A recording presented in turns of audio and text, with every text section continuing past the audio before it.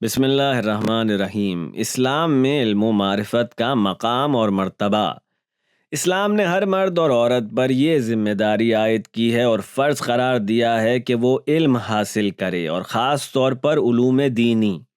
علم دین حاصل کرنے کی بے انتہا خوبیاں اور بے تحاشا فوائد اور برکات ہیں۔ اس کے باوجود اسلامی نقطۂ نگاہ سے تمام علوم ایک سے مقام اور حیثیت کے حامل نہیں ہیں، بلکہ ہر علم بہت سارے عوامل کی بنیاد پر اپنی ایک جداگانہ حیثیت، ساکھ اور قدر و قیمت رکھتا ہے۔ مثال کے طور پر اگر اسلامی معاشرے کو کسی خاص دور میں کسی ایک شعبے یا کسی ایک علم میں کسی ماہر کی ضرورت پڑے اور بہت ہی کم تعداد میں لوگ اس کی طرف راغب ہوں، تو تمام لوگوں پر اس خاص علم یا شعبے میں کمال حاصل کرنا ضروری ہو جاتا ہے، یہاں تک کہ اس علم کی محتاجی کی ضرورت ختم ہو جائے۔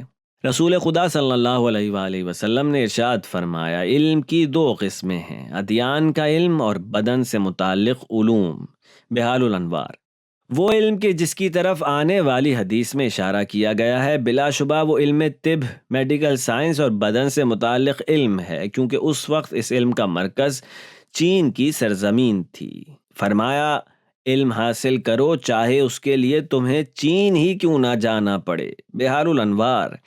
ایک دوسرے نظریے کے مطابق علوم کی درجہ بندی ان کے اوصاف اور ان سے متعلق وقار کے مطابق کی جا سکتی ہے۔ امام علی علیہ السلام نے علوم کو 4 طرح سے تقسیم کیا ہے: دین کے لیے فقہ، بدن کے لیے طب، زبان یعنی گفتگو میں غلطیوں سے محفوظ رہنے کے لیے نحو، اور وقت جاننے کے لیے نجوم۔ بحار الانوار۔ البتہ اسلام کے نقطہ نگاہ کے مطابق علوم حضوری جیسے معرفت خدا اور معرفت نفس و روح معزز ترین علوم میں شمار ہوتے ہیں۔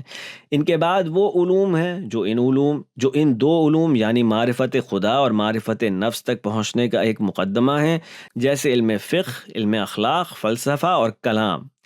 اس بارے میں امام صادق علیہ السلام ارشاد فرماتے ہیں، میں نے تمام انسانوں کے علم کو 4 صورتوں میں پایا۔ اول یہ کہ بندہ اپنے رب کی معرفت حاصل کرے، دوسرے یہ کہ پہچانے کہ خدا نے اس پر کیا کیا احسانات کیے ہیں، تیسرے یہ کہ جانے کہ اللہ اس سے کیا چاہتا ہے، چوتھا یہ کہ یہ جانے کہ کیا امور اسے دین سے خارج کر دیں گے۔ اصول کافی۔ اسی طرح سے امام علیہ السلام نے معرفت الہی سے متعلق ارشاد فرمایا، اگر لوگ اللہ کی معرفت حاصل کرنے کی برکات کے بارے میں جانتے تو جو کچھ اس دنیاوی زندگی کی شان و شوکت میں سے اللہ نے ان کے دشمنوں کو عنایت فرمایا ہے، وہ اس کی طرف کبھی نگاہ اٹھا کر نہیں دیکھتے۔ ان دشمنوں کی دنیا ان لوگوں کی نظر میں ان تمام چیزوں سے بھی زیادہ بے اہمیت ہے کہ جن کو یہ لوگ اپنے پیروں تلے رونتے پھرتے ہیں، اور یقیناً یہ لوگ معرفت خدا سے ان لوگوں کی طرح فیضیاب ہوں گے کہ جنہوں نے جنت کے باغوں میں ائمہ و معصومین علیہم السلام کے ہمراہ ہونے کے لیے کبھی ہار نہیں مانی۔ اصول کافی۔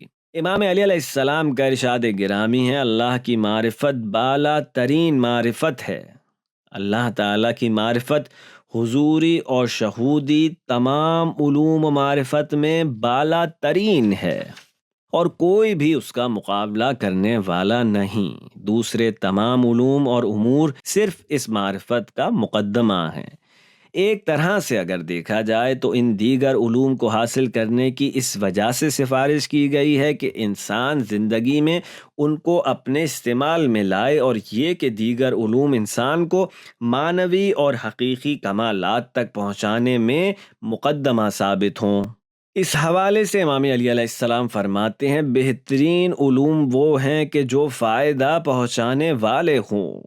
لہٰذا وہ علوم جو فرد یا معاشرے کو مادی اور دنیاوی نقصان پہنچاتے ہیں، جیسے جادو، شعبدے بازی وغیرہ، ان سب کو شریعت الہی نے ممنوع قرار دیا ہے۔ اسی طرح سے وہ چیزیں جو گمراہی کا باعث بنتی ہیں اور عام لوگوں کو روحانی اور نظریاتی نقصان پہنچاتی ہیں، وہ سب کی سب حرام قرار دی گئی ہیں۔ مثلاً ایک آدمی کے لیے الہادی شبہات میں مبتلا کر دینے والے علم کو حاصل کرنا اور اس کی کتابیں محفوظ کرنا، خریدنا اور بیچنا شریعت میں حرام قرار دیا گیا ہے۔